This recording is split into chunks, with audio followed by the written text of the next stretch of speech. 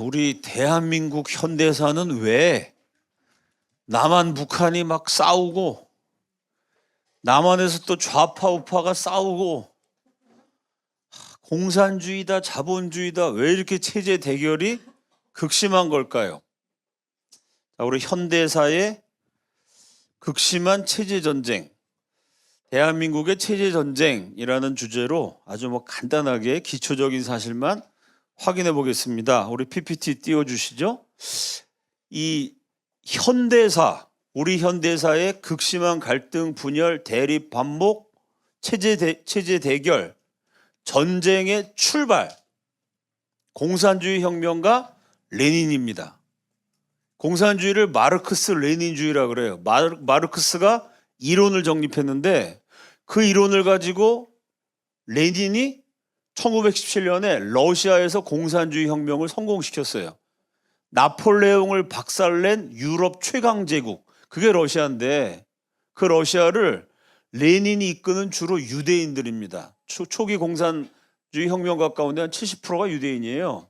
유대인들이 워낙 머리 좋은 사람들이니까 이 무신론 유대인들, 하나님 잘 믿는 유대인이 아니고 무신론자 유대인들, 그 그룹을 중심으로 레닌이 러시아라는 거대한 제국을 무너뜨리고 공산주의 국가, 소비에트 사회주의 연방공화국, 알고 있죠? 소련이란 나라, 지금 소련이 없어졌지만 소련을 만들어요. 인류 최초의 공산주의 혁명이 성공한 때, 그게 1917년인데 혁명이 성공하고 얼마 안 있어서 레닌이 이런 걸 발표해요.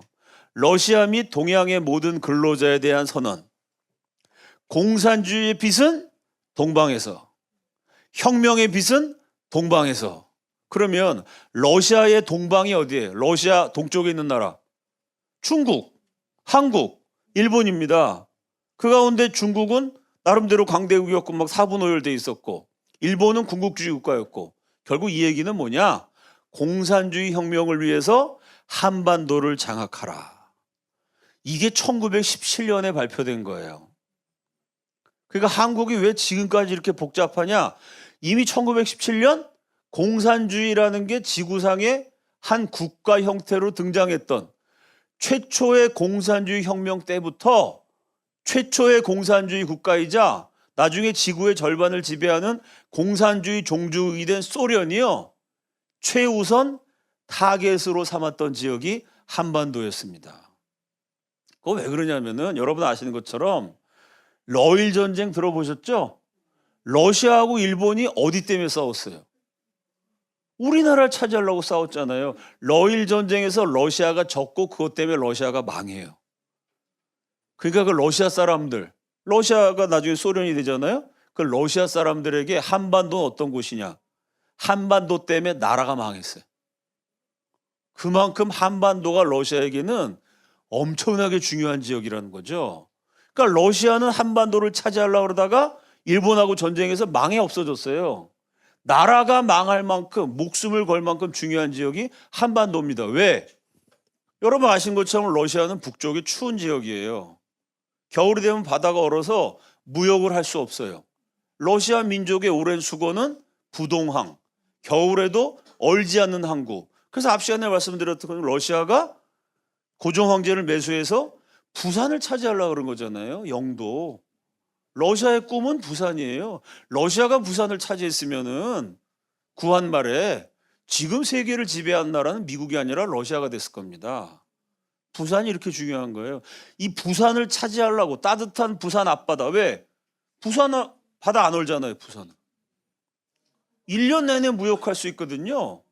그 러시아가 아무리 강국이라도 바다가 다 어니까 무역을 못 해요. 부산을 러시아가 손에 넣으면 태평양으로 마음대로 진출할 수 있습니다. 그건 세계 패권 국가가 되는 거죠.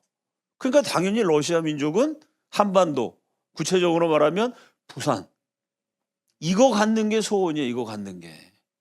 그러니까 그 러시아의 뒤를 이은 나라는 러시아에서 소련으로 바뀌었지만 이 사람들 러시아 민족이니까 똑같은 거예요. 빛은 동방에서. 일제시대 때 상해 임시정부에다가요, 마차 세대에다가 황금을 가득 실어서 보냈어요. 그래서 우리나라 독립운동가 가운데 소련 돈 안 받은 사람 없다. 거의 뭐 이승만 빼놓고는 다 받았다. 이래도 과언이 아닐 정도로 임시정부에 대대적으로 투자를 합니다. 러시아가.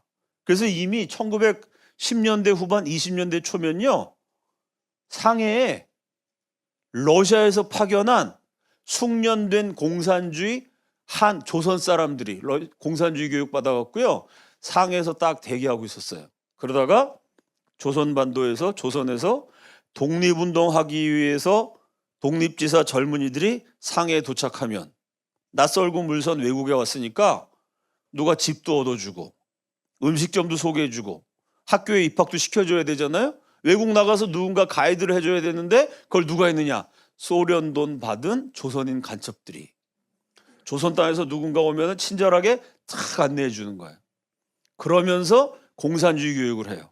그 공산주의 교육을 상해에서 받은 사람들이 원래는 공산주의 뭔지 모르고 독립운동하러 상해 갔다가 소련이 지금 돈으로 한 100억 넘어요. 엄청난 돈을 살포해가지고 훈련된 공산주의자들을 깔아놨기 때문에 그 사람들 교육을 받고 돌아와서 1925년에 우리 역사상 최초의 근대적인 정당을 만들어요. 조선시대까지의 당은 정당이라고 안 하고 붕당이라 그러죠. 당파 싸움 이런 얘기 하잖아요. 남인, 북인, 노론, 소론. 이거는 민주주의 국가가 아닌 상태에서 그 봉건 시대의 붕당이고 근대적인, 다시 말해서 현대적인 정당. 1925년에 만들어진 우리나라 최초의 근대적인 정당의 이름은 조선공산당입니다. 올해가 조선공산당 창립 100주년이에요. 그러니까 우리나라가 뭐 공산주의 때문에 헷갈리고 힘든 게 제일 먼저 만들어진 게 공산당이고 독립운동가들 제일 많이 도와준 게 소련 공산당입니다. 그럼 1925년 조선공산당이 세워진 도시는 어딜까요? 조선 팔도 가운데. 예? 부산? 아니 뭐든지 다 부산이에요? 좋은 거든 나쁜 거든 다 부산이에요? 평양이 아니라 서울입니다. 왜? 평양은 동방의 예루살렘, 기독교가 강했던 데고요. 이 훈련된 최고의 공산주의자 박헌영은 남한 사람, 충청도 사람이에요. 그래서 일제시대 때는 남한이 북한보다 공산주의가 훨씬 강했습니다. 훨씬. 퀴즈. 한국에 있는 도시 가운데 해방을 맞이할 무렵에 공산주의자가 빠글빠글해. 그래서 별명이 한국의 모스크바라고 불렸던 도시가 있어요. 어딜까요? 한국의 모스크바. 어디요? 광주? 아닙니다. 공주? 어디요? 어딜까요? 한국의 모스크바. 인천? 인천도 공산주의가 많았어요. 대전? 대전은 뭐 그렇게 많지 않았어요. 여러분이 상상 못하는 대구예요. 그래서 대구 폭동이라고 들어봤죠? 왜 대구에서 폭동이 났을까? 공산주의자가 많으니까 폭동이 났지. 대구는 오늘날 최고의 방공도시가 됐죠. 한국 현대사에 이렇게 다이나믹한 거야. 동방의 예루살렘이 어디예요? 평양은 혁명의 수도가 됐어요. 지금 주체사상 중심지가 됐어. 한국의 모스크바, 대구는 반공 보수 세력의 본거지가 됐어요. 왜 그랬냐면 대구 폭동 때 대구 경북 지역의 젊은 사람 가운데 3분의 1이 죽어요. 무슨 얘기냐? 3분의 1이 공산주의였다는 얘기지. 대구가 성서공단이라 그래서 일제시대 때 이 공단이 많았어요. 그러니까 공장 노동자들, 이 프롤레타리아 계층들을 공산주의자들이 포섭해서 대구에서 대대적인 폭동을 일으켰죠. 그때 사람 불태우고 경찰관 잡아다가 이 남자 생식기를 막 잘라내고 온갖 못된 짓을 다 하는 거를 대구 경북 지역 사람들이 다 본 거야. 그러면서 원래 대구 경북이 우리나라에서 공산주의가 제일 센 데였는데 그때 젊은이가 3분의 1이 싹 죽고 공산주의자들 때문에 그냥 사람 죽고 막 불태우고 뭐 별짓 다 했거든. 그 만행을. 그걸 다 보고 야 빨갱이는 안 된다. 그다음부터 대구 경북은 지금까지 반공으로 남아있는 거예요. 역사라는 게 재밌어. 평양과 대구가 정반대였는데 자 이렇게 1925년에 벌써 공산당을 서울 한복판에서 만들 정도니 우리나라 좌우 대립의 역사가 지금까지 계속될 수밖에 없죠. 이 공산주의 전략은 이거는 어느 나라나 공산주의자들은 이런 짓을 해요. 이게 이제 레닌이 한 얘기니까. 소련에서 발행한 공산주의 신조 제10항. 어떤 행위도 예컨대 살인, 사람 죽여도 된다. 양친에 대한 밀고, 우리 아버지 어머니가 공산당 비판했습니다. 고자질해라. 그것도 공산주의의 목적에 도움이 되면 정당화된다. 이걸 쉽게 얘기해서 목적이 수단을 정당화한다. 이런 얘기 들어봤죠? 공산주의 혁명을 위해서라면 죽여도 되고 부모를 고발해도 된다. 한때는 공산주의가 전 세계 100개국에 퍼졌습니다. 공산주의가 들어간 나라마다요, 어린애들 동상이 세워져 있어요. 9살 된, 10살 된. 어떤 애들이죠? 우리 아버지가 공산당 욕하는 거를 애가 고자질한 거야. 우리 아빠가 반동했습니다. 그러면 그 아버지는 깜빵 보내고 애는 동상을 세워주는 거야. 전 세계에 있었어요. 지금 여러분처럼 지금 공산주의 국가가 많이 없어졌지만 북한에 지금도 있고 중국에도 있고 원래는 전 세계에 있었습니다. 왜? 이게 1917년부터 공산주의자들이 교육한 교재에 있는 내용이에요. 부모를 고발해라. 사람 죽여도 된다. 레닌이 쓴 요 책 가운데 공산주의자는 법률 위반, 거짓말, 속임수, 사실은폐 따위를 예사로 해치우지 않으면 안 된다. 다시 말해서 혁명을 위해서라면 밥 먹듯이 거짓말해라. 우리나라 정치인들 가운데 젊어서부터 막 공산주의 활동했던 사람이 있어요. 조국 같은 사람. 그 사도맹, 사회주의 노동자 연맹. 거기서 사회주의 혁명을 위해서 투쟁하다가 6개월 감옥 갔다 온 사람이거든요. 조국 일가 비리 나올 때 계속 거짓말이 나오잖아. 근데 본인은 잘못됐다고 생각 안 해요. 왜? 젊었을 때부터 이런 거 배운 사람이에요. 뭐랑 똑같냐면은 자동차가 150km로 달리는 건 무지하게 빠른 겁니다. 부산에서 150km 달릴 수 있을까요? 그러면 국가에다가 돈을 많이 바쳐야 돼요. 이 속도 위반으로, 그죠? 자동차 150km는 엄청 빠른 건데 사람이 어렸을 때부터 계속 그것만 연습하잖아요. 그리고 타고난 재주가 있으면 사람의 어깨로 공을 던졌는데 시속 150km가 나와야 안 나와요? 나오잖아요. 메이저리그 투수는 160km도 던져요. 한국의 광속구 투수가 팔로 던지면 150km 나오죠. 여러분 던져서 몇 킬로쯤 나올 것 같아요? 일반인들은 이거 한 120km 나오기도 어려워요. 근데 어렸을 때부터 그것만 10년을 계속 연습하잖아요. 그럼 150km 던지고 한국의 투수 웬만한 투수는 145km 정도는 다 던지잖아요. 그죠? 미국 투수는 150 정도는 다 던져요. 일본 투수는 뭐 150 정도는 기본이고. 무슨 얘기냐면 일반인의 어깨 갖고는 아니 자동차 150km 엄청 빠른데 그걸 어떻게 던져? 어렸을 때부터 계속 훈련하면은 그게 돼요. 마찬가지로 어떻게 거짓말을 밥 먹듯이 거짓말하고 나면 괴롭고 마음이 쓰린데 그거는 보통 사람 얘기고 기독교인 얘기고요. 아주 어렸을 때부터 이런 교육을 받아. 대학교 때부터 운동권에서 혁명을 위해서라면 밥 먹듯이 거짓말해라. 이래갖고 20살 때부터 그런 교육을 받고 평생 살잖아요. 그러면 거짓말 정도 해도 양심의 가치가 없어요. 그 우리나라 운동권 출신 정치인들이 얼마나 거짓말 잘해 지금 국회에서. 인간이 어떻게 저럴까 싶을 정도로 거짓말하는 인간들이 많아요. 왜? 20살 대학 다닐 때부터 운동권에서 이런 거 배웠으니까. 이 분야의 전문가가 된 거죠. 자, 그 뭐 거짓말이란 것도 여러분이 거짓말해서 마음이 괴로우면 그게 하나님의 은혜입니다. 그 양심이 살아있다는 얘기예요. 거짓말 했는데 눈 하나 깜짝 안 한다. 고민해 봐야 돼. 내가 하나님의 자녀인지 아닌지. 그 양심이 죽어버렸다는 거거든요.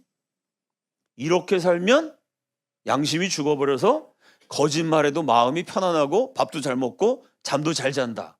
이런 인간들이 만백성을 고통스럽게 만드는 거죠. 자, 이게 이제 기본 전략이고 이 레닌이 말한 전략 가운데 지금 대한민국에 딱 들어맞는 게 이거예요. 다 함께 읽어봅시다. 시작.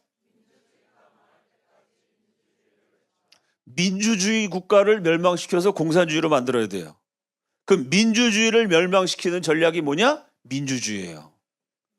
요걸 레닌이 한 얘기예요. 1917년에. 그러니까 이게 100년 넘은 전략입니다. 무슨 얘기냐면은 우리나라에서도 뭐 비슷한 사례가 수도 없이 있어요. 북한의 지령을 받고 간첩질하다가 잡혔어. 그러면 뭐라고 말해야 되죠? 내가 북한에 충성을 바치는 간첩질하다가 잡혔다. 그렇게 하지 말고 간첩이라고 외치지 말고 뭐라고 외치라고요? 민주주의를 외치라는 거예요. 민주투사를 독재 정권이 탄압한다. 이렇게 외치는 거예요. 또 종북정당, 북한을 따르는 정당을 해산시켰어. 그러면 종북정당 해산 이렇게 말하지 말고 민주정당 해산시켰다. 수업 시간에 김일성 찬양하는 교육하는 교사, 교수들 대한민국이 빠글빠글합니다. 김일성 찬양하는 교육에 대해서 당국에서 시비를 걸면 뭐라고 말해야 되죠? 민주교육에 대한 탄압이다. 그러니까 간첩은 민주투사, 종북활동은 민주활동, 김일성 찬양하는 교육은 민주교육. 모든 거에 민주자를 갖다 붙이라는 거예요. 그래서 민주주의가 망할 때까지 민주주의를 외치라는 거예요. 민주주의 아니냐. 다양한 의견을 존중해야지. 근데 나를 막 탄압하는 건 민주주의에 대한 왜곡이다. 그러므로 저놈들은 독재다. 민주주의를 망하게 하는 방법은 민주주의다. 말이 돼요, 안 돼요? 아유, 대한민국에 이런 일은 100년 동안 지금 계속 이렇게 되고 있습니다. 그러니까 누군가 민주주의라고 말하면 민주화 운동했다, 민주투사다. 그 민주주의가 대한민국을 흥하게 하는 민주주의인지 대한민국을 망하게 하는 민주주의인지 구별을 해야 돼요. 이 전략을 기가 막히게 잘 써. 지금까지 얘기한 건 100년 넘은 전략. 레닌이 말한 거예요. 레닌. 마르크스 레닌주의 할 때 그 레닌. 이 캐캐묵은 전략을 일제시대 때는 우리 한민족의 독자적인 공산주의 이론이 없었어요. 그때는 소련에서 만든 그 마르크스, 독일 사람 마르크스가 만들어서 레닌, 스탈린 이런 사람들이 소련에서 성공시킨 그 공산주의 이론을 우리가 수입해다가 배웠어요. 그러니까 소련 사람들, 중국 사람들의 혁명 전략을 조선 사람이 그대로 배웠어요. 나중엔 우리 조선이 독자적인 공산주의 이론을 개발합니다. 요 민주주의가 망할 때까지 민주주의를 외쳐라. 입에 민주주의를 달고 다님으로써 공산주의 혁명을 성공시킨 사람. 누구겠어요? 북한의 김일성이죠. 그 김일성이 어떻게 정권을 잡고 성공했느냐? 자, 1945년 8월 15일 날 소련이 북한에 와서 기독교인 괴롭히고 막 뜯어가고 강간하고 하여간 이 소련 놈들이 북한 땅에 와가지고 여자들을 너무 강간을 많이 해서요.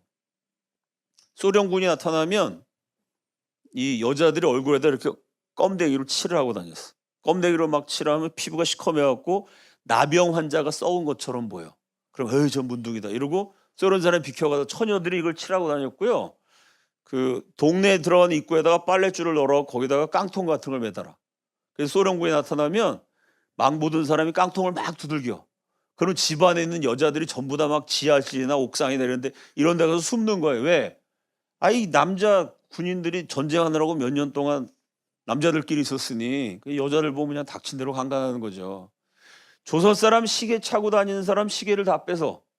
그 소련 사람이 이렇게 막 자랑스럽게 사진 찍은 거 있는데 팔뚝에 시계가 몇 개 쭉 달았어요. 시계를 차갖고 막 뺏고 이렇게 소련군이 약탈을 많이 하니까 소련이 그때 넘버 2였잖아요. 미국이 제일 세고 그다음 소련이었죠.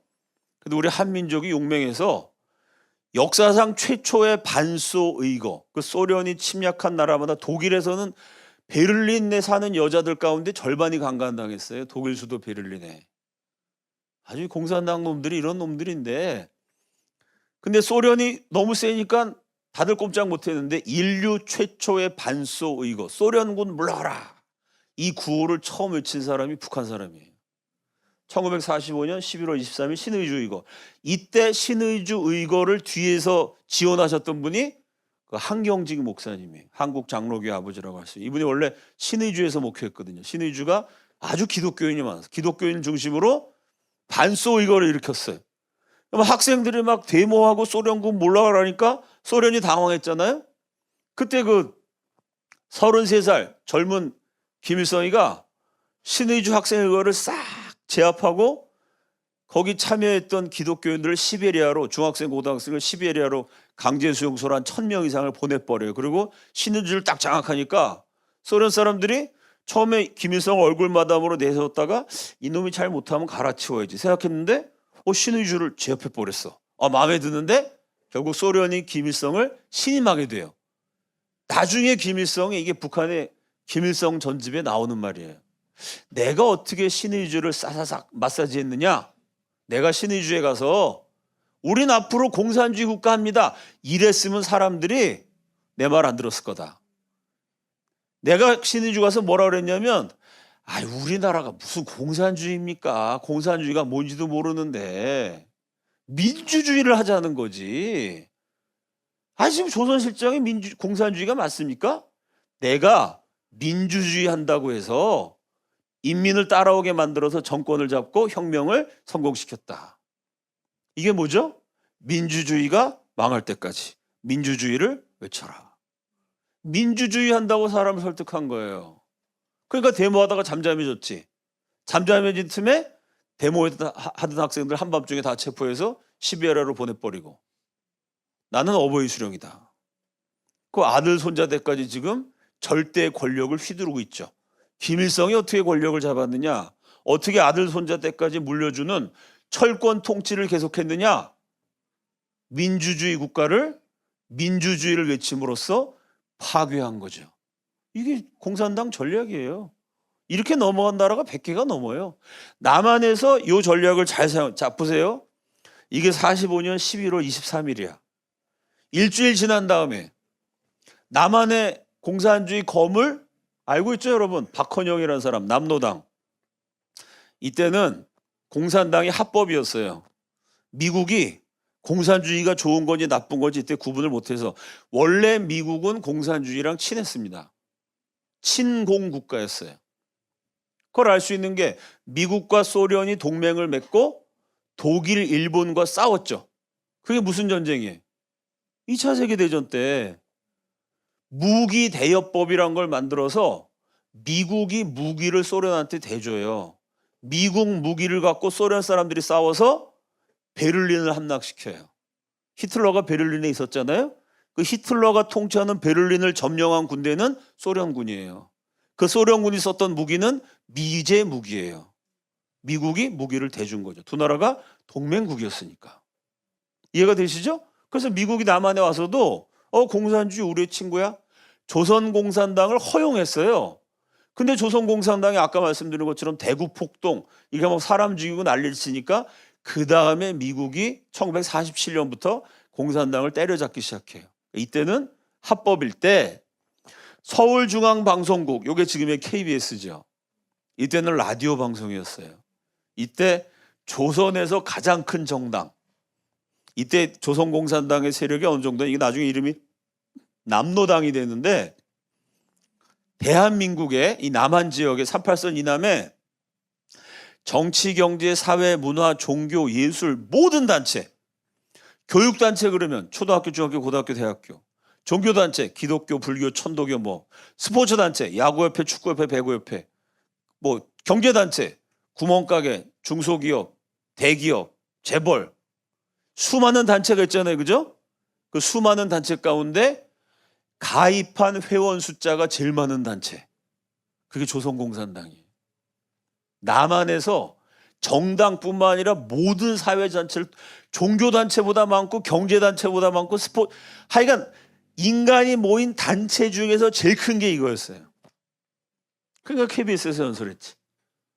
이때 박헌영의 연설 제목이 진보적 민주주의의 깃발 밑으로. 이때부터 남한 땅에서는요, 공산주의라고 안 그래요. 공산주의 그러면 사람들이 싫어하지. 어감이 안 좋잖아. 지금도 공산주의자들은 진보, 민주, 요런 단어를 좋아해요. 1945년부터 그랬어요. 앞에 11월 23일 날 김일성은 민주주의라는 말로 신의주의거를 제압했고, 일주일 지난 11월 30일 날 박헌영은 진보적 민주주의를 외쳤어요. 남과 북의 지도자가 똑같죠? 서로 연락했을까요? 그때 인터넷도 없는데 어떻게 연락해? 연락 안 해도 똑같아요. 왜? 1917년부터 민주주의를 외치는 거는 전 세계 공산주의자들의 공통적인 전략이에요. 100년 넘은 전략입니다, 이게. 지금도 대한민국에 통하고 있는 거죠. 그래서 어떤 사람이 지금 한국에서도 주한미대사관 들어가서 뭐 미제를 타도하자 이러고 맨날 데모하는 애들 있죠? 한국 대학생 뭐죠? 진보연합. 거기도 진보가 들어가잖아. 대진연 들어봤죠? 그 대진연 홈페이지 한번 들어가 보세요. 안 들어가는 게 낫겠다. 그냥 내 말만 들으세요. 거기 들어가면 동영상에 떠 있는데 동영상 시작한 말이 똑같아. 김정은 위원장의 인민사랑. 김대중 위원장의 탁월한 영도력. 김정은 위원장의 영도력, 인민사랑. 김정은 도배로 돼 있어요. 노골적으로 김정은 찬양하는 단체가 한국대학생 진보연합이에요. 진보란 단어가 들어가 있어요. 진보 민주. 그러니까 어떤 사람이 진보를 말할 때 그렇다고 다 빨갱이다. 이러면 또 곤란해요. 저 사람이 말하는 진보가 대한민국을 위한 진보냐, 북한을 위한 진보냐. 저 사람이 말하는 민주가 대한민국을 발전시키기 위한 민주냐, 대한민국을 빨갛게 물들이기 위한 민주냐. 진보와 민주라는 말을 할 때 구분을 해야 돼요. 요걸 공산주의자 용어로 용어 전술이라고 그래. 용어. 사람들이 쓰는 용어를 헷갈리게 만들어라. 왜? 공산주의를 위장해야 되니까. 공산주의 그러면 대부분 사람은 그거 좋아하지 않거든요. 위장해서 들어가야 된다. 자, 이렇게 남과 북의 김일성과 박헌영이라는 걸출한 공산주의 혁명가들이 이 당시는요, 우리나라 전 국민 가운데 글자를 읽을 수 있는 사람이 10%도 안 됐어요. 90%가 넘는 국민들이 글자도 모르는 문맹 국가였습니다. 글자도 모르니까 민주주의, 공산주의가 뭔지 모르거든요. 글자도 모르는 사람한테 진보다, 우리가 발전시킨다, 민주다, 이러니까 다 좋은 건 줄 알았지. 그래서 그냥 진보적 민주주의, 김일성이가 민주주의 한다 그러니까 민주주의는 국민이 주인 되는 거니까 좋은 건가 보다. 많은 사람들이 속아 넘어가서 사실은 남한은 누가 봐도 공산화가 되는 나라입니다. 그러니까 아시아 역사의 기적 가운데 하나가 최대의 기적으로 꼽히는 게 대한민국이 공산화가 안 된 거. 이거 누가 봐도 공산화 되거든요. 이런 대단한 사람들이 있었으니까. 어떻게 공산화가 안 됐느냐? 이 공산주의자들의 술책을 꿰뚫어 본 반공투사들이 있었기 때문이죠. 대표적인 사람이 앞시간에서 강의했던 이승만입니다. 1917년에 러시아 공산주의 혁명이 일어났을 때요, 전 세계가 열광했어요. 부자는 계속 부자로 살고 가난한 자는 계속 가난해지고, 자본주의, 부익부 빈익빈, 이런 썩어 빠진 체제는 망해야 된다. 모든 사람이 똑같이 나눠서 먹고 사는, 부자도 없고 가난한 자도 없고 모두가 평등한 공산주의가 인민의 지상 낙원이다 라고 공산주의자들이 외쳤을 때 많은 사람들이 동의했습니다. 전 세계가 열광했어요. 여러분이 알고 있는 뭐 피카소 같은 화가, UN 국제연합을 만든 사람, IMF 국제통화기금 만든 사람 다 공산주의자들이었습니다. 그런데 전 세계가 공산주의 열광할 때 제일 먼저 공산주의는 망한다, 인류 최초로 공산주의의 멸망을 예언한 사람이 식민지 조선의 독립투사 이승만이었습니다. 이승만은 왜 망한다고 봤냐면 공산주의는 원래 자유롭게 되기를 원하는 인간 본성. 무슨 얘기냐? 원래라는 건 뭐예요? 내가 만든 게 아니라 내가 타고났다는 얘기예요. 그럼 원래 자유로운 본성을 주신 분은 누굴까요? 하나님이지. 하나님이 인간 안에 자유를 원하는 DNA를 넣어주셨다는 거예요. 하나님의 형상을 따라 지음받았는데 그 형상 안에 자유를 향한 갈망이 있다는 거예요, 인간은. 여러분 어린애들 보면 자기 뜻대로 하겠다고 고집 부리잖아요. 누가 노예가 되고 싶어요? 자유를 원하지. 하나님이 인간의 성품 안에 넣어주신 게 자유인데 그 하나님의 뜻을 거역해서 국민을 지배해서 자유를 박탈하려는 이런 사상체계이기 때문에 공산주의는 반드시 망한다. 다시 말해서 성경과 기독교에 위배되는 공산주의는 망한다. 1917년에 공산주의 혁명이 터지자마자 일주일 만에 이승만이 망한다고 외쳤습니다. 이로 이때부터 앞에 말씀드렸듯이 상해 임시정부에 그냥 그 소련이 돈을 쏟아부어서 상해 임시정부가 발행하는 독립신문에 보면요, 이승만의 친미 정책을 비판하는 글이 엄청 많아요. 그리고 이승만의 반공 정책을 독립운동가들이 엄청 까요. 왜? 아니 소련이 돈도 주고 공산주의라는 멋진 이념도 소개했는데 이승만은 무슨 우리 국민들 믿지도 않는 기독교로 나라 세운다고 그러고 소련은 아니라고 그러고 미국이랑 친해야 된다고 그러고 미국이 우리한테 해준 게 뭐가 있다고.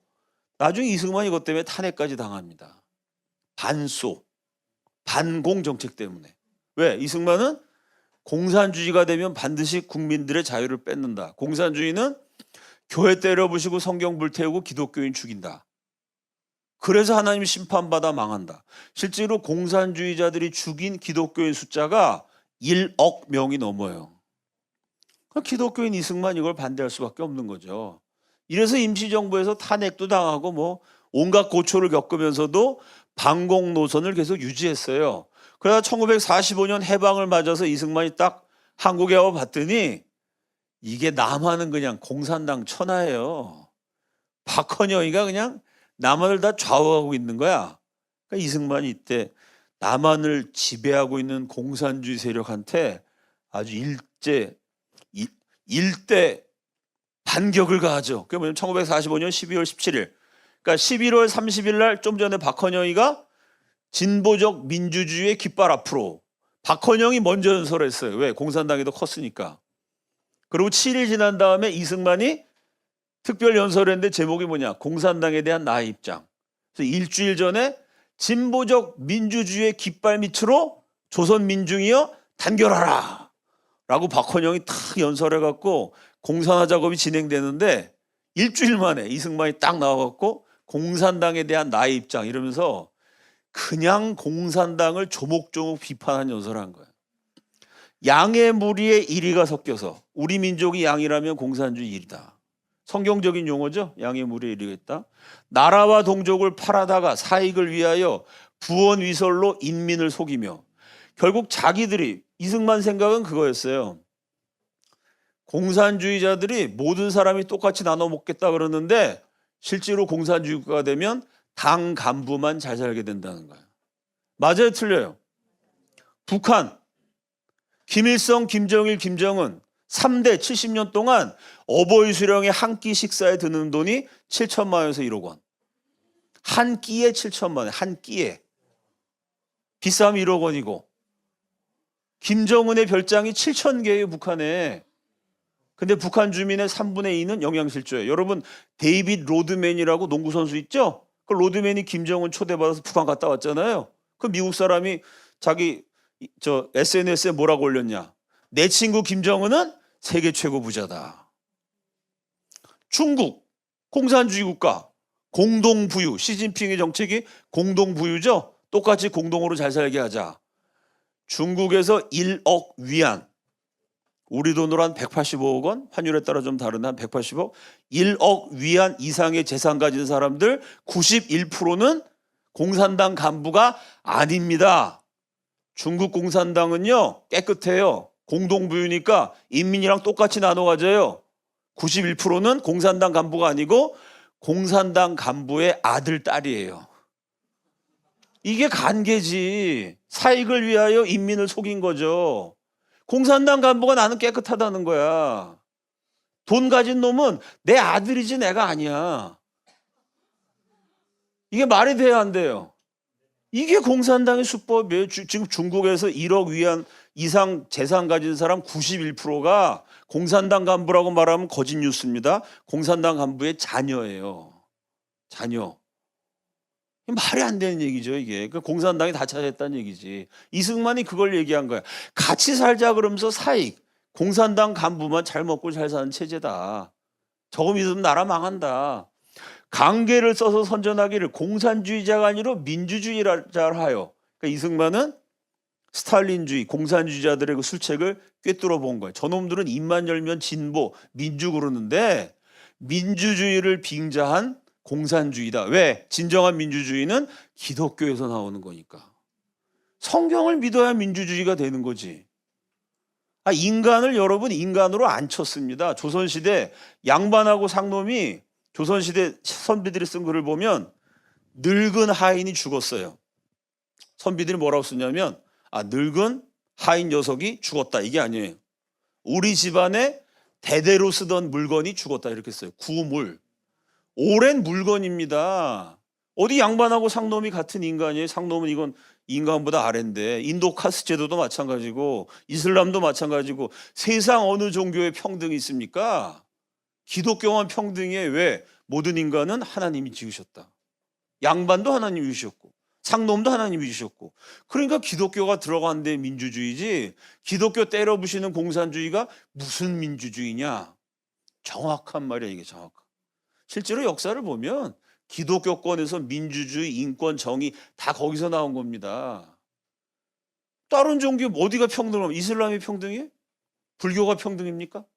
어느 종교가 평등해? 조선 유교가 평등해? 평등을 말한 건 기독교밖에 없어요. 그러니까 기독교에서 민주주의가 나오지. 민심을 현혹시키는 이 극렬분자들의 목적은 우리 독립국을 없이 해서 남의 노예로 만들고 저의 사욕을 채우려는 것이다. 이때 공산주의자들은 결국 소련한테 나라를 바치려고 그런 거고 지금 이 나라의 골칫덩이는 소련이 약해지니까 지금은 중국이 강해졌죠. 시간상 그 얘기는 다 못하지만 여러분 인터넷 들어가 보면요. 하루가 멀다 하고 뉴스 떠요. 지난주에도 떴어요. 뭐냐면 한국 와 있는 중국 유학생이 우리나라 정부 관저에다가 드론을 띄워서 촬영을 했다는 거예요.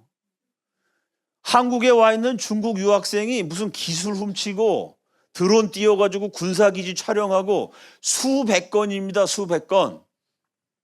그건 뭐예요? 간첩이에요? 민주투사예요? 이거 뭐 유학생이에요? 간첩이에요?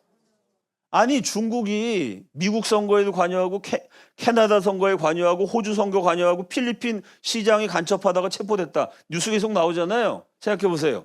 중국 입장에서는 제일 중국의 가장 중요한 사활적 이익이 걸린 나라는 대한민국입니다. 중국 입장에서는 호주, 캐나다 이러면 대한민국이 더 중요해. 근데 그 대한민국에는 간첩을 안 보내. 유학생만 보내.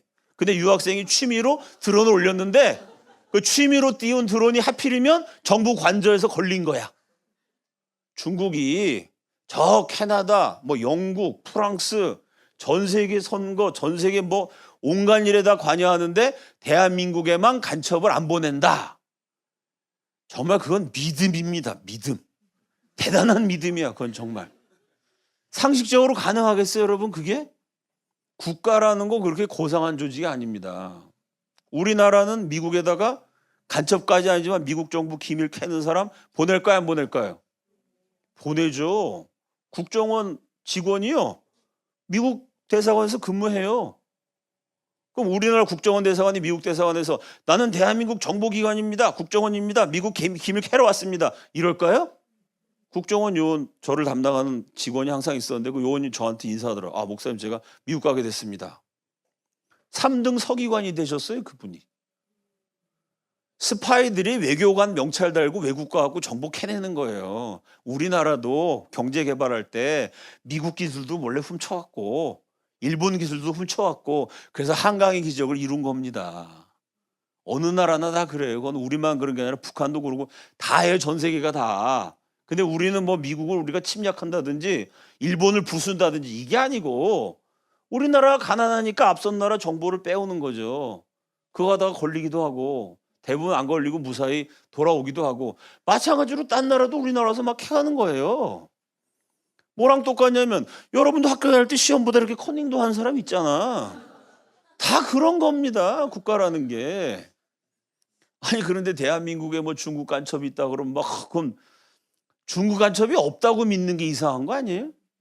우리나라 국정원 요원도 외교관이 돼서 미국 가는데 왜? 아니 미국의 정책이 주한미군 철수하라 이런 걸 미국에 의논하면 대한민국에 이건 중요한 거야 안 중요한 거예요?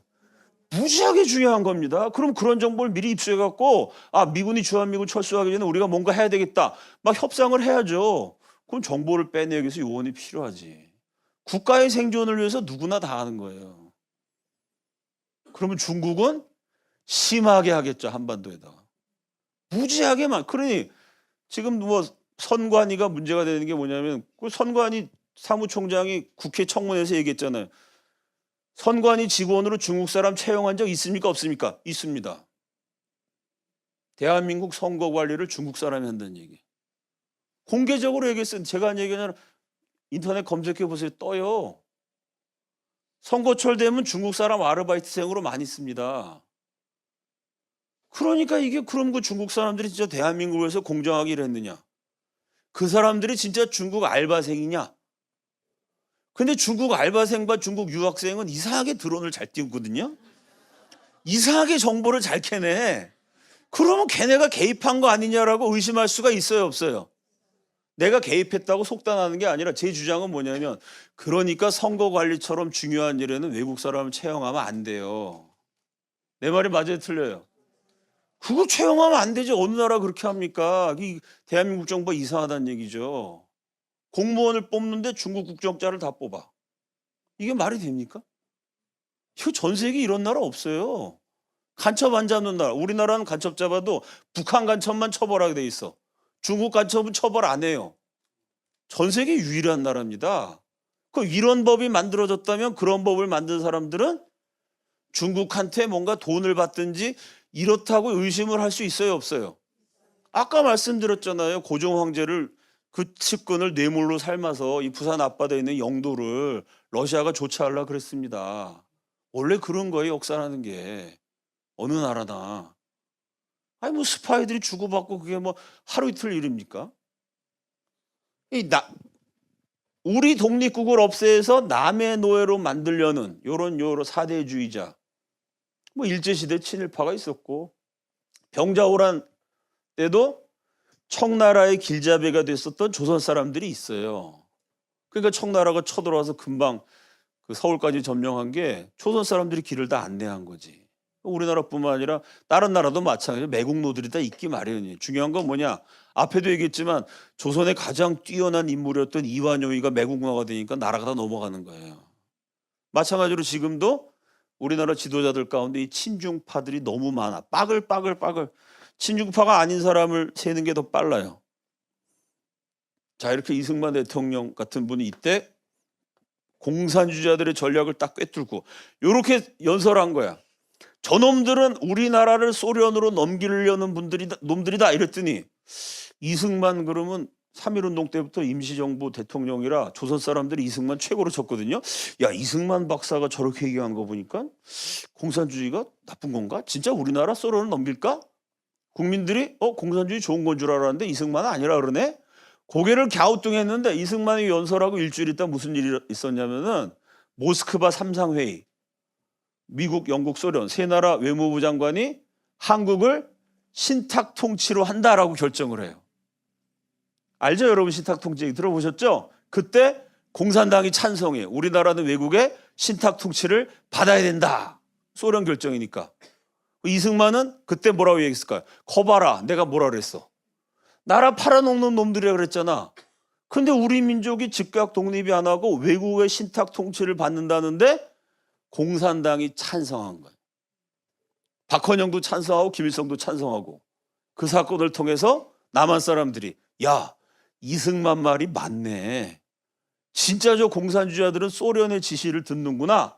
이러고 대한민국이 반공으로 돌아서게 된 거죠. 이게 위대한 선전전입니다. 국민한테 미리 얘기해 줬어요. 공산주의자들은 민주주의라고 말하는데 그건 민주주의 아니야.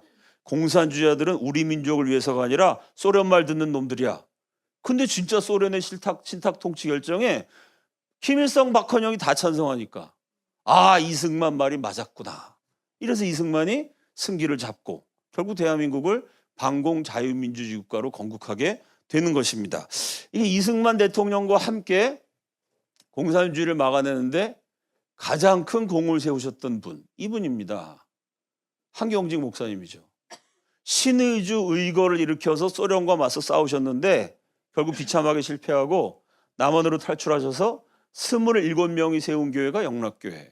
이 영락교회가 남한 최대의 장로교회가 됐고 한경직 목사님과 영락교회의 사역을 통해서 세워진 장로교회가 한 1000개쯤 돼요. 그러니까 대한민국에서 장로교단이 제일 크죠. 이분의 공로가 굉장히 큰 거예요. 한경직 목사님 북한에서 공산당이랑 싸워보신 분이니까 이분은 평생 뭐 국회의원, 장관 이런 거 하라고 이승만 대통령도 권하고 사방에서 권했는데 나는 복음 증거하는 사람이다. 한경직 목사님한테 참 재미있는 일화가 많은데 한경직 목사님 만나러 갈 때 기도 세게 하고 가라 이런 게 한때 유행했어요. 왜냐하면 이분이 워낙 검소하게 사셨어요. 이 교회가 한국 최대의 교회다 보니까 사업하는 장로님들이 목사님 선교한 데 쓰십시오 이러면서 헌금을 이렇게 갖다 드리는 거야. 한경직 목사님 워낙 검소해서 옷 찢어진 거 입고 다니고 그러니까 헌금 봉투를 받아갖고 그걸 실에다 꿰가지고요. 그 집에 방 안에다 이렇게 매달아 놓은 거야. 이렇게. 뜯어보지도 않아. 이거 하나님을 쓰는 거니까. 그러니까 어떤 봉투는 10만 원이 들어있고 어떤 봉투는 10억 원이 들어있어요. 어느 게 10만 원이고 어느 게 10억 원인지 몰라. 매달아 놨다가 누가 목사님 선교하는데 필요합니다 그러면 순서대로 이렇게 빼서 주는 거야. 어떤 사람은 10만 원, 그 다음 사람은 10억 원. 이해가 됩니까? 그래서 막 금식하고 갔다는 거야, 사람들이. 10억 원짜리 걸리라고. 그렇잖아요. 그냥 성도님 가운데 일반 서민이, 목사님 좋은 데 써주십시오. 10만 원 내신 분도 있고, 기업가는, 뭐 내가 돈 많이 벌었으니까 10억 원 낸 사람도 있잖아요. 그거 몰라, 한경직 목사님도. 매달아 놓고 오는 순서대로 주는 거야. 그냥 기도 엄청 하고 갔다는 거예요. 후원금 필요하신 선교사님 이런 분들이. 이렇게 참 청렴하시고, 참, 국회의원 장관 하려면 10번도 더 하실 분인데, 난 그거 안 한다. 평생 교회 세우시고, 말씀 증거하시고, 이랬던 분인데, 정치 얘기는 일절 안 하셨죠. 오직 복음 증거였는데, 한경직 목사님의 설교를 보면 의외로 정치에 대한 설교가 많아요. 뭐냐, 딱 두 가지예요. 기독교와 건국. 일제시대 때 우리 나라가 없었거든요. 그러다가 나라를 처음 세우니까 나라가 뭔지 몰라요, 국민들이. 그냥 천황 폐하 만세만 불렀거든. 그러니까 우리가 왜 나라를 세워야 되지? 건국이 뭐지? 이거를 국민들에게 가르쳐 주신 거예요. 기독교와 건국. 나라가 중요하다. 나라 위해서 기도해야 된다. 나라가 있어야 복음 증거도 하는 거다. 두 번째가 공산당은 때려잡아야 된다. 그러니까 이분이 어떻게 보면은 정치적인 얘기는 안 하시고 말씀만 가르치셨는데요. 단 요거 두 가지는 꼭 하셨어요. 건국, 나라와 반공. 무슨 얘기냐? 한경직 목사님은 평생 정치할 마음도 없으셨고 정치도 안 하셨지만 나라를 지키고 공산당과 싸우는 거는 그거는 정치라고 생각하지 않으신 거예요. 그거는 목회라고 생각하신 거예요. 나라가 뭔지를 국민들에게 가르쳐야 한다. 교인들에게 가르쳐야 한다. 공산당이 왜 잘못된지를 가르쳐야 된다. 이거는 정치가 아니다. 이건 목회다. 이분의 설교가 정치 얘기가 없는데 그 두 가지는 항상 있어요. 이게 대표적인 설교인데 공산주의자는 요한계시록의 붉은 용이다. 괴물이며 민족 반역자로 삼천리 강산을 돌아다니며 삼킬 자를 찾고 있다. 이 괴물을 뵐 자가 누구이냐? 사람이 떡으로만 살 것이 아니요. 이게 공산주의죠. 유물론. 사람은 떡으로 산다. 돈으로 산다. 그게 아니고 하나님의 입으로 나오는 말씀으로 살 것이다. 이 말씀의 능력으로 기독교가 공산주의를 물리쳐야 된다. 이승만 대통령 같은 기독교인, 한경직 목사님 같은 기독교인 이런 분들이 힘을 합쳐서 전 국민을 끌고 가면서 공산주의 전략을 무너뜨렸습니다. 그래서 대한민국이 자유민주주의로 건국이 됐어요.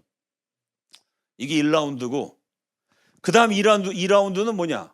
원래는 공산주의라는 외래 사상을 받아들여서 레닌과 스탈린의 전략을 따라했는데 우리 한반도에서 공산주의 역사가 길어지니까 북한과 남한의 공산주의 천재들이 독자적인 공산주의 이론을 개발합니다. 그게 주체사상이죠. 이건 내가 한 얘기가 아니라 북한에서 나온 주체사상, 주체철학 강좌 1971년에 나왔는데 그 책이 딱 보면 주체사상 딱 해놓고 인간중심 철학 이렇게 돼 있어요. 첫 페이지에 나온 말이 뭐냐? 혁명과 건설의 주인은 사람이다.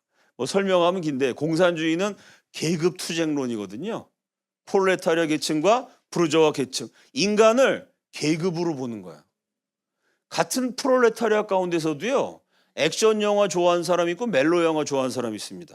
롯데자이언트 좋아하는 사람이 있고 LG 트윈스 좋아하는 사람이 있어요. 같은 프롤레타리아도 사람이 다르죠. 프롤레타리아 안에서도 우파가 있고 좌파가 있습니다. 그러니까 공산주의의 문제가 뭐냐? 인간을 계급으로 퉁쳐버렸기 때문에 인간 개개인 한 사람 한 사람의 개체성을 강조하지 못했다는 철학적 약점이 있어요. 그걸 극복한 게 주체사상입니다. 계급이 아니라 인간 한 사람 한 사람을 봐야 된다. 한 사람 한 사람을 존중해야 된다.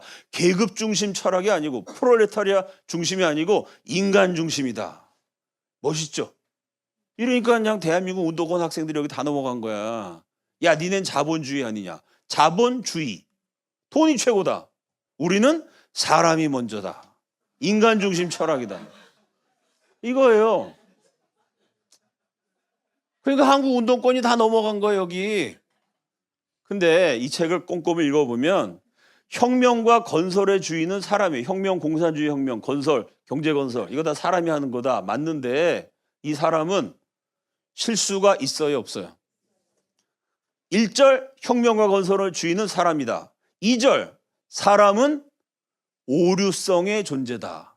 인간은 누구나 오류를 저지른다. 그러면 오류를 저지르는 인간이 계속 오류를 저지르면 어떻게? 여러분 중심이야. 인간 중심인데 그 인간이 계속 하는 것마다 헛발질이야. 인간 중심인데 그 인간이 계속 틀려. 그럼 인생 망하는 거거든요. 그러니까 혁명과 건설의 주인은 사람인데 그 사람은 오류적 존재예요. 그 오류 잘못하다 인생 망하는 거를 피하려면 무오류적 수령의 지도를 받아야 된다. 이게 결론이에요. 논리적으로 딱 맞죠. 수령, 어버이 수령은 오류가 없는 거야. 오류적 존재인 사람은 무오류적 존재인 수령의 지도를 받아라. 사람으로 시작해서 수령으로 끝나는 거예요. 수령론이지. 그래서 두 번째, 사람의 본성은 자주성, 창조성, 의식성이다. 멋있는데 자주성. 그래서 북한의 자주성의 원칙에서 뭐라 그러죠? 우리식 사회주의라 그래요. 우리식 사회주의. 조선민족 제일주의. 우리는 소련식도 아니고 중국식도 아니고 주체. 우리가 주체라는 거죠. 우리식 사회주의다. 말은 멋있는데 내용은 뭐냐? 소련은 후르쇼프의 개혁에 의해서 정치범 수용소를 없앴어요. 인권 탄압을 없앴습니다. 북한은 우리식 사회주의라 지금도 정치범 수용소가 있어요. 20만 명이 바퀴벌레 잡아먹으면서 쥐 잡아먹으면서 지금도 살고 있습니다. 우리식이기 때문에 우리는 소련처럼 정치범 수용소 없애지 않는다. 중국은 개혁 개방했죠? G2 엄청 발전했어요, 중국이. 북한은 개혁 개방했어요, 안 했어요? 안 했어요. 왜 안 했을까요? 자주성이죠. 우리식 사회주의. 우리는 개혁 개방 안 한다. 굶어 죽더라도 자본주의 받아들일 수 없다. 소련처럼 정치범 수용소 없애지 않고 중국처럼 개혁 개방 안 하고 폐쇄젠 국민의 3분의 2가 영양실조 걸려도 수령체제로 간다. 이게 자주성이에요. 창조성.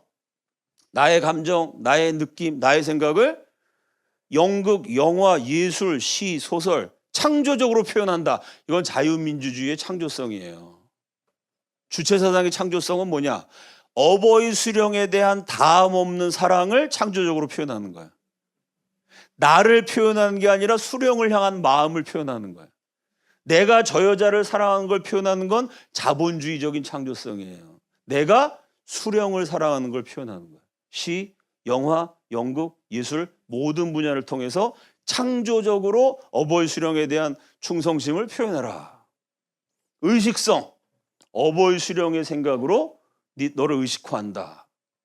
그게 결국은 인간 중심 철학이라는 가면을 달았는데 안에 들어가 보면 수령론이에요.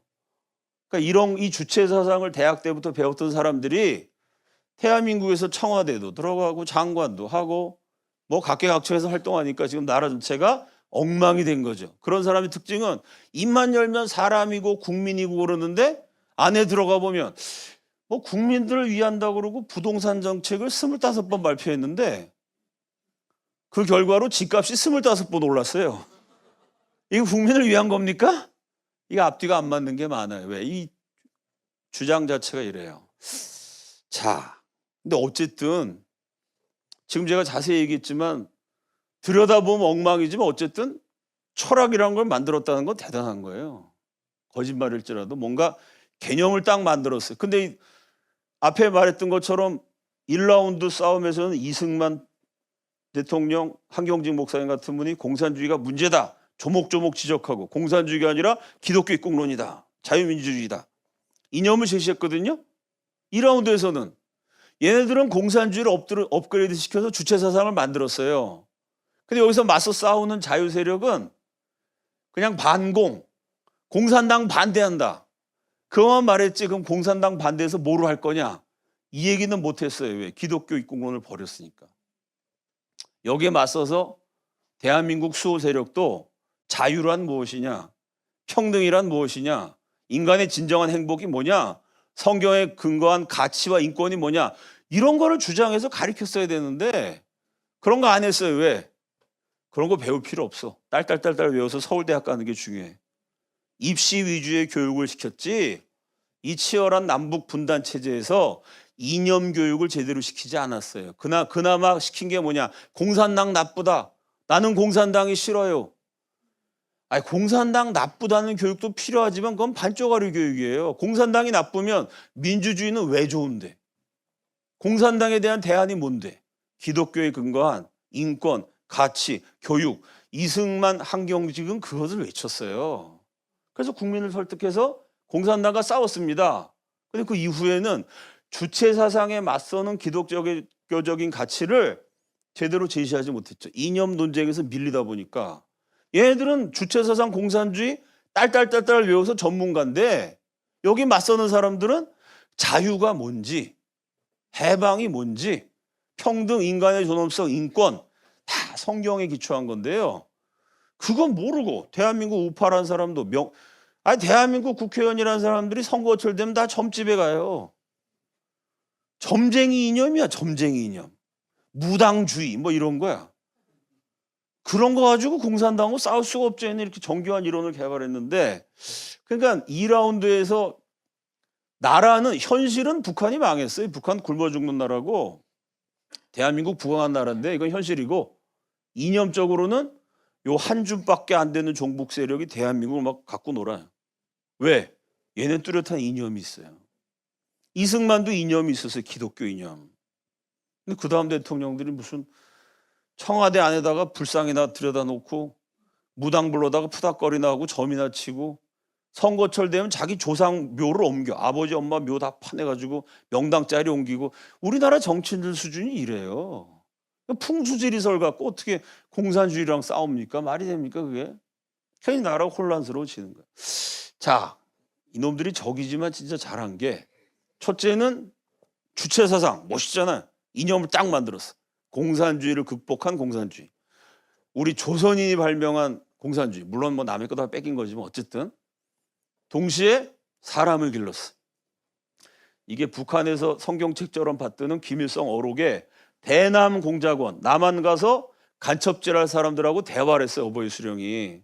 남조선에는 고등고시 합격하면 행정부, 사법부에 얼마든지 잠입해 들어갈 수 있다. 머리도 좋고 확실한 학생은 데모에 내보내지 말고 절대 데모 같은 거 하지 말고 고시 준비를 시키도록 해라. 10명을 준비시켜 1명만 합격된다 해도 목적은 달성된다. 각급 지하당 조직들은 대상을 잘 선발해서 뭔가 좀 한국 사회에 대해서 불만을 품고 있고 이런 사람 설득해서 돈도 대주고 여자도 다 공급하고 온갖 편의를 다 제공하면서 공부에만 전념하게 해서 우리 북한을 좋아하게 만들어라 이거예요. 대상을 잘 선발해 그들이 아무 근심 걱정 없이 고시 공부에만 전념할 수 있도록 물심양면으로 적극 지원해 줘야 한다. 이게 벌써 51년 전에 이런 무시무시한 명령을 내려서 그때부터 그냥 대한민국에 그냥 돈을 쏟아붓었어요. 일명 김일성 장학생이지. 이게 여러분 제가 한 얘기가 아니라 북한 책에 나와 있어요. 실제로 북한 사람 이거 다 알아요. 그래서 남한에 막 수많은 인재들을 김일성이가 장학금에서 길러내니 그 다음부터 점점 우리나라 모든 게 이상해져요. 김일성 만세! 이거는 무죄야. 김일성 만세 부른 저놈은 종북이다. 이건 유죄예요. 그래서 깜빵에 가요. 뭐 이런 사례 수도 없이 많고. 저도 직접 겪었는데 지난주에 이런 사건이 있었어요. 뭐냐면 북한에서 굶어 죽을 지경이 돼서 북한 여자들이 스스로 압록강 건너서 자기 몸을 팔죠. 팔려댕기면서 고생하던 여자들이 너무 힘드니까 대한민국 오려고 중국 국경을 탈출해갖고 제3국의 대사관으로 가요. 어느 나라 대사관 가겠어요? 대한민국 대사관 가지. 근데 저도 그런 일 똑같은 일 겪었는데 지난주에도 일어난 사건이요. 우리나라 외무관이 빨리 대한민국 보내주면 되는데 잠깐 기다려 그런 사이에 북한이 채갔어요. 그건 납치해 갔습니다. 북한 탈출한 사람을 도로 북한에 강제로 보내갖고 처형당하게 만들 일도 있었죠. 이런 일은 수도 없이 일어나요. 외무고시 합격한 사람이 탈북자를 북한으로 돌려보내. 북한에 살 수 없어서 탈출했는데 지난주에 2명 갔고요. 저하고 관련됐던 일 가운데 13명 청소년이 돌아간 적이 인터넷 검색해보면 지금 다 나오는 사건입니다. 판결도 이상하고.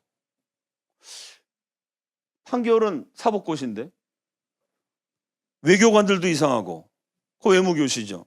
수업 시간마다 대한민국 깎아내리고 북한 축혀 올리는 그런 교사들이 뭐 숫자를 헤아릴 수가 없을 정도입니다. 이게 74년부터 이런 식으로 들어와서 돈을 뿌려서 사람을 길러냈다면 지금 대한민국이 일어난 일이 얼마든지 가능한 거죠. 제가 이런 얘기하면 아니 어떻게 그런 일이 있냐 그렇게 생각하는데 여러분 이런 일이 없는 나라가 없습니다. 예를 들어서 그리스하고 터키가 500년 싸웠거든요. 그 터키의 소수민족으로 쿠르드족이라고 있어요. 들어봤죠 여러분?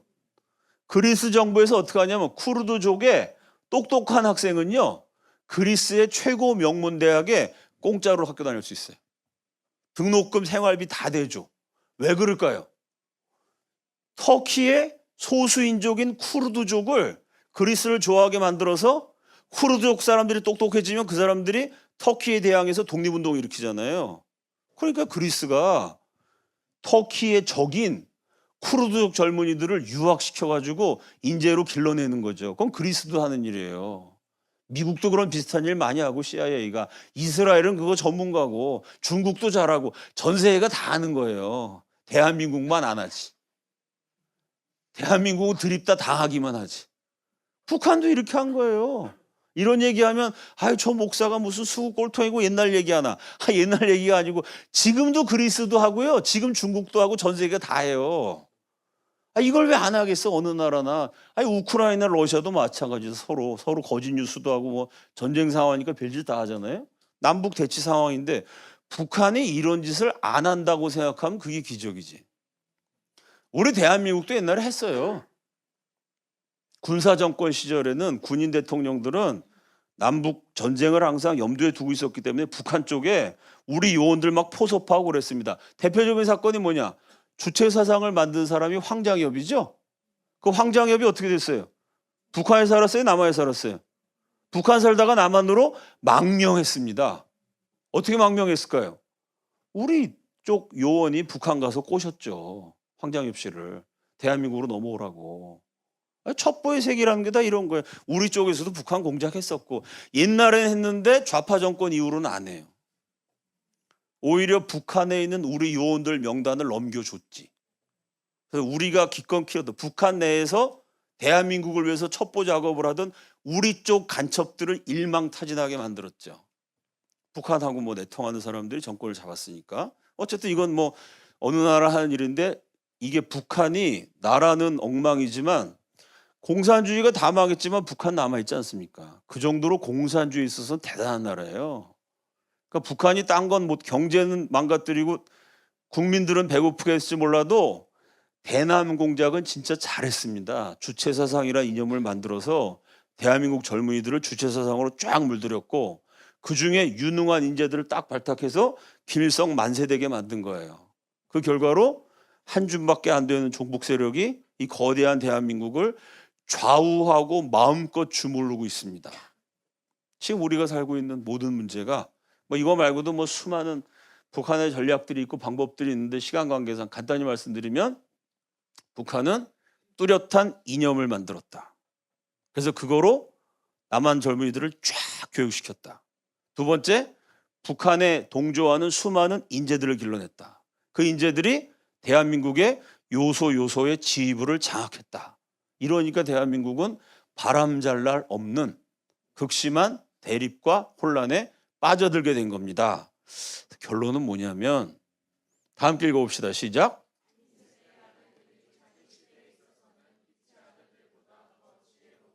그러니까 예수님이 보셔도 이 세대의 아들들, 악한 세상에서 하나님 모르고 못된 짓 하는 인간들이 자기 시대, 영원한 시대가 아니에요. 천국 가고 구원받고 이거 말고 자기 시대에 어떤 현실적인 일을 하는 데서는 빛의 아들, 거듭난 하나님의 자녀들보다 더 지혜롭다.